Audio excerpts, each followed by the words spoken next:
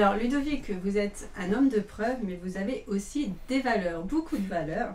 Quelles sont pour vous finalement les valeurs importantes qu'il faut avoir quand on veut être accompagné par vous? Ah oui, je suis un homme de valeurs, de principes. Parfois certains disent même que j'ai un sale caractère par rapport à ça, que je suis trop intransigeant. Mais je pense qu'on n'est justement pas assez exigeant dans notre société, ou alors on l'est pas pour les bonnes choses. Donc moi, depuis de nombreuses années, j'ai compris que je devais être exigeant. La vie me l'a fait comprendre aussi, parce que parfois quand j'ai relâché un peu la maille du filet, bah, j'ai eu face à moi des gens finalement malhonnêtes, malsains, ou qui utilisaient mes enseignements pour faire de mauvaises choses, ce qui est vraiment à l'opposé de mes valeurs, bien sûr. Donc quelles sont les valeurs qu'il faut avoir pour pouvoir finalement collaborer avec moi, pour que l'on puisse avoir un échange? J'ai envie de dire le respect, l'honnêteté, c'est pas une valeur, mais l'intelligence. La valeur serait peut-être l'esprit critique qui va avec l'intelligence. Et puis quelque chose d'important, c'est vouloir changer et accepter le changement. Donc je fais pas du tourisme thérapeutique, donc les gens qui viennent me voir juste pour découvrir, par curiosité ou pour se faire peur, ne viennent pas ou moi je ne les accepte pas. J'ai parfois des gens qui m'envoient 10 mails pour avoir un rendez-vous, mais j'y réponds pas. Vous appelez vos clients vos VIP. Finalement, quel est pour vous le critère pour devenir un VIP de Ludovic Boucard? Comment vous choisissez vos VIP? Alors c'est vrai que j'appelle pas les gens avec lesquels je collabore et avec lesquels je partage des choses, des clients, parce que la notion d'argent, je dirais, elle est vite balayée, on paye et puis on parle plus d'argent. Et puis les gens que j'accompagne, je les considère pas non plus justement comme une source de profit. Donc les gens que j'accompagne, je les appelle des VIP, parce que pour moi ce sont des gens très importants. Et chaque personne est justement reçue de manière personnalisée.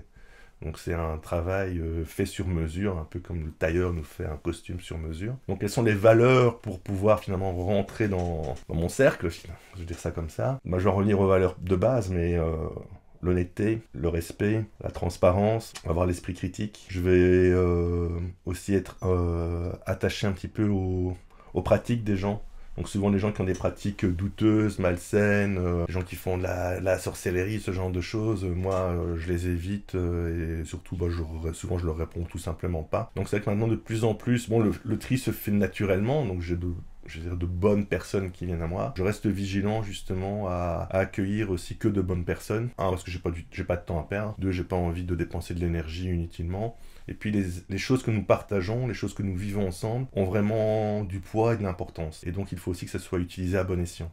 Donc quelqu'un qui n'est pas capable de recevoir finalement le conseil, l'échange, le cadeau, si moi je l'estime pas digne de cela ou pas prêt, je ne recevrai pas cette personne. Et à l'inverse, ceux qui rentrent justement dans cette dynamique peuvent vivre des choses assez magiques, fantastiques.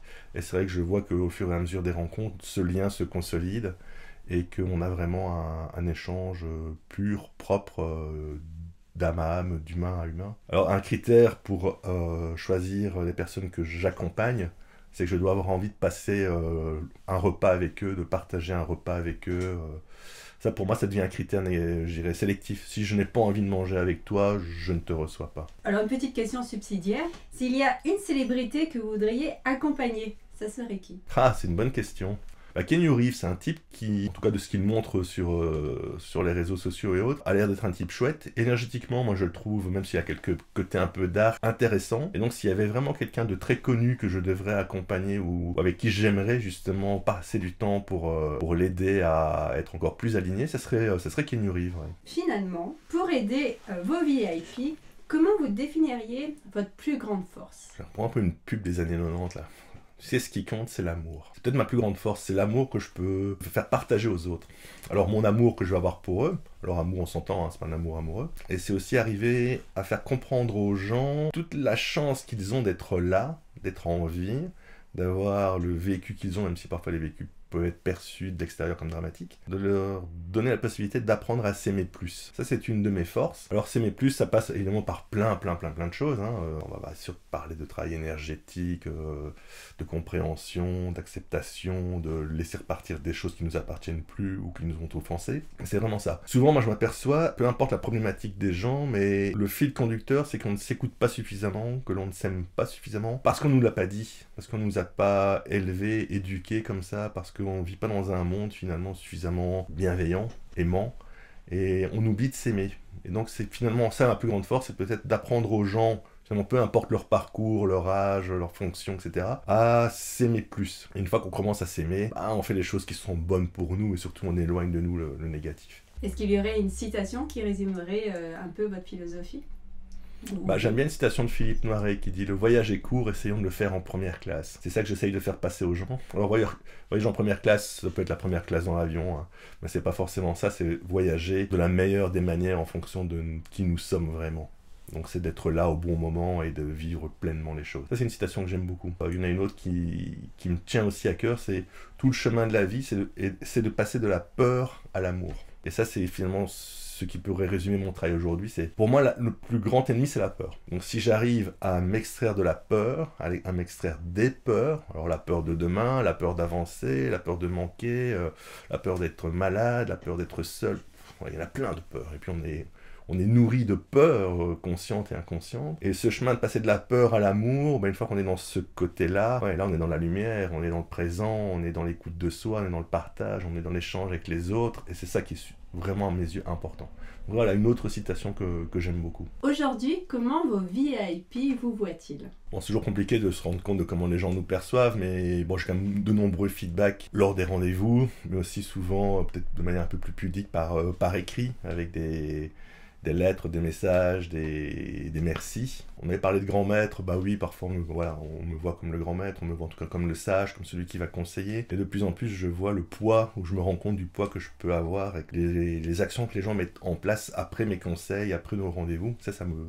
Ça me touche énormément. Et puis je fais confiance aussi à la vie, parce que moi je pense que la vie nous envoie toujours des signes pour nous faire comprendre qui nous sommes. Pas plus tard qu'hier par exemple, j'étais à la chambre de commerce de Bruxelles, et je discutais avec un des administrateurs qui me dit en fait Ludovic, tu es ce qui se fait de mieux dans le monde du développement personnel. En fait ce type me connaît pas vraiment, c'est pas un VIP, mais il sait juste qui je suis par finalement ce qui se raconte dans la chambre de commerce de Bruxelles, et ce qui se raconte en Belgique, ou ce qu'il a pu voir dans les journaux, les magazines et autres. Et je me suis dit, ok, donc c'est peut-être finalement, oui, ce que je dois accepter, c'est d'être ce qui se fait de mieux dans le monde du développement personnel, et maintenant de manière objective et pragmatique, je suis certainement ce qui se fait de mieux dans le monde du développement personnel, oui, parce que je suis sérieux, rigoureux, avec des vrais résultats. Pour aider vos VIP, vous influencez beaucoup leur système énergétique. Mais j'aimerais revenir un peu en arrière. C'est quoi un système énergétique? Alors, qu'est-ce qu'un système énergétique? En fait, on ne le sait pas vraiment. On a différentes traditions qui vont nous parler de différents types de systèmes. Moi, la tradition qui me parle le plus, c'est celle qui nous vient d'Inde, avec cette notion de chakra. Parce que là, on peut physiquement, avec sa main, les ressentir, les toucher, leur donner une taille, une dimension. Donc pour moi, c'est quelque chose qui m'a parlé assez rapidement. Mais après, il y a d'autres traditions comme les méridiens, la médecine chinoise. Après, il y a des choses qui sont peut-être plus empiriques ou plus faisant partie de certaines tribus ou autres, mais qui ont aussi une existence. D'ailleurs, quand je vois des reportages sur des gens qualifiés de primitifs, je me rends compte que leur façon d'agir est très proche de la mienne. Alors on va peut-être pas ressentir les choses de la même manière ou les appeler de la même façon, avec le même mot, le même nom, mais tout se ressemble. Alors moi je définirais le système énergétique un peu en 3 couches. Bon, d'abord c'est un système qui nous englobe totalement, donc qui part de l'intérieur du corps jusqu'à l'extérieur, donc il est intégré dans le corps et il déborde du corps. Donc notre corps physique est pris dans un système énergétique. Alors ce système énergétique, il est après, je le définirai, diviserai en 3 parties. Il y a une partie proche de la tradition justement qu'on va retrouver en Inde, donc avec les chakras. Donc on a des points d'énergie dans notre corps, puis on les définir. C'est souvent comme ça que je vais juger au premier regard quelqu'un, ou donner mon avis si on me pose une question sur quelqu'un, c'est comment est l'état des chakras finalement. La deuxième couche, donc qui va être une chose un peu plus fine, plus pointue, moi je vais voir les gens un peu à la manière d'un Rubik's Cube, donc une formation de mosaïque comme ça, de différentes couleurs. Et donc si le cube n'est pas de la bonne couleur au bon endroit, il y a un problème énergétique, et souvent il y a un problème physique. Je vois les gens avec une espèce de pixelisation de leur corps en couleurs, qui reflète souvent la couleur de l'arc-en-ciel, donc on part dans les couleurs classiques. Et les couleurs doivent être au bon endroit. Donc ça, c'est comme ça que je vais voir quand je vais voir après, on dirait en deuxième plan. Et le troisième plan, je vois les gens, ou je vois le corps humain, mais après aussi d'autres lieux, des lieux par exemple, comme un système informatique. Donc une succession finalement d'équations de 0 et de 1. Un peu comme dans le film Matrix. Voilà, c'est un peu aussi comme ça que je vois les choses. Donc, prime abord, on va plutôt parler de voir les chakras du corps. Ensuite, plutôt cette notion de couleur et de cube qui doivent être à la bonne place. Et la troisième, dernière couche, peut-être, C'est plus la notion qu'on va pouvoir voir dans le film Matrix, où on voit ces lignes de code, sur lesquelles justement je peux interagir. Vous avez la capacité donc d'interagir sur le système énergétique des personnes, mais comment cette interaction, votre action sur le système énergétique transforme véritablement la vie de vos VIP? Il y a un prérequis pour répondre à cette question, c'est que les gens doivent vouloir changer et accepter le changement. Sans ça, il n'y a pas grand-chose qui peut se passer. Donc si on accepte le changement, que l'on est prêt à changer, qu'est-ce qui va se passer une fois que je vais intervenir sur le système énergétique des gens? C'est simplement cette notion d'équation que je vais aller modifier. Donc en modifiant l'équation, en modifiant le code finalement énergétique que l'on a en nous, il va forcément y avoir, après je dirais par répercussion, un changement dans mon corps physique, mais aussi dans mes émotions, ma façon de ressentir les choses, de voir les choses. Parfois des gens qui après un soin énergétique, par exemple, me disent tiens, j'ai mon odorat plus développé, j'ai ma vue qui s'est améliorée, j'ai une douleur qui s'est atténuée. Donc ça c'est des choses qui peuvent être facilement ressenties, même par des gens qui parfois se définissent comme n'ayant pas ou peu de ressenti. Alors j'ai une anecdote intéressante, c'est l'histoire d'une dame qui ne savait pas tomber enceinte. En fait, c'est vraiment intéressant de voir qu'en transformant, en changeant, en modifiant le système énergétique de quelqu'un, on peut vraiment avoir un impact direct sur sa vie du coup et sur son corps. Donc cette dame vient me voir alors qu'elle était depuis des années en quête de tomber enceinte. Elle s'était posé beaucoup de questions, à savoir si son compagnon était le bon, si l'univers n'en avait pas décidé autrement pour elle. Elle avait été suivie par des psychologues, par des médecins. Elle faisait des traitements pour tomber enceinte, donc des traitements qui sont assez lourds physiquement, émotionnellement, psychologiquement. Et là, elle arrive un petit peu, vient me voir un peu en dernier recours en disant voilà, est-ce que vous pouvez peut-être m'aider parce que ça fait, je sais plus si ça fait 5 ou 6 ans que je voudrais tomber enceinte et je n'y arrive pas. Et donc on fait notre rendez-vous. Il y a des choses qui sortent de ce rendez-vous sur son histoire, l'histoire de sa famille, les blocages énergétiques et en particulier au niveau justement des ovaires. On s'est vu 2 ou 3 fois. Et moi je m'étais plutôt attaché à cette dame qui était quelqu'un de sympa, que je voulais aider aussi évidemment. Et puis elle disparaît dans la nature, j'ai plus de ses nouvelles. Elle ne reprend pas de rendez-vous, donc ça arrive, les gens disparaissent sans dire au revoir. 1 an plus tard, peut-être, je pense à elle, c'était à la fin de l'année, et je me dis, tiens, je me demande bien, cette dame, ce qu'elle est devenue finalement, je l'ai plus jamais eu de ses nouvelles. Ça sort en décembre, et en janvier, je reçois un message sur mon téléphone, d'un numéro que je ne connais pas, et il y a une photo avec des jumelles, 2 filles, et un message qui me dit, Monsieur Boucard, je ne sais pas si vous vous souvenez de moi, je suis Madame X, j'étais venu vous voir il y a 1 an, parce que je ne savais pas avoir d'enfant, et là, on vous souhaite un très très joyeux Noël et une bonne année. Et en fait, c'était la photo des filles qu'elle avait eues entre une dernière séance et ce message. Et ça m'avait beaucoup touché, parce que j'avais vu que finalement, le travail que nous avions fait ensemble, le travail qu'elle a dû faire aussi elle seule ensuite, avait pour le coup vraiment porté ses fruits. Faire une analyse de son système énergétique, ça peut être intéressant aussi, parce que parfois, justement, je peux trouver dans le système des choses que l'on n'a pas encore soit conscientisées ou que l'on n'a pas encore détectées physiquement. Un jour comme ça, j'ai un monsieur qui vient me voir, pas très ouvert finalement à ce monde des énergies, mais sa voisine était venue, avait trouvé ça plutôt intéressant, lui dit va voir Ludovic Boucard. Donc ce monsieur vient dans mon bureau, voilà, quelqu'un de sympa, mais pas forcément ouvert aux énergies, qui me dit allez-y, faites votre truc, il paraît que ça marche, que c'est génial, je viens voir. On fait notre séance, et je lui dis durant la séance, vous avez des problèmes aux intestins.